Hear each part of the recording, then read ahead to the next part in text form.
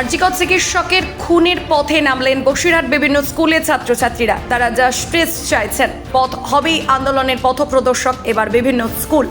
দুপুরে রোদ্দুরে শয়ে শয়ে ছাত্রছাত্রী আরজিকর কাণ্ডে দোষীদের কঠোর থেকে কঠোরতম শাস্তির দাবিতে পথে নামলেন।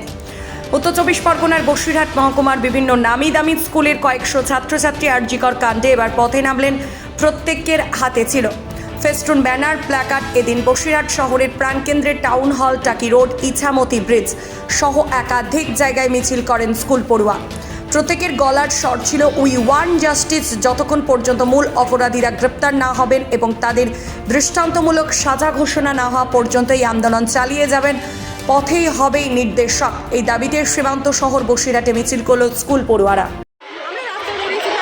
আজকে আমাদের মায়েদের সাথে যে অত্যাচারটা হচ্ছে সেই অত্যাচার যেন দ্বিতীয় কোনো মেয়েদের জন্য না হয়। আমাদের মেয়েদের সুরক্ষা নিয়ে আমরা প্রশ্ন করছি। রাত্রে বাড়ির থেকে বেরোতে দ্বিতীয় দিন থেকে যেন কোনো মেয়ে বাড়ির থেকে বেরোতে ভয় না পায়।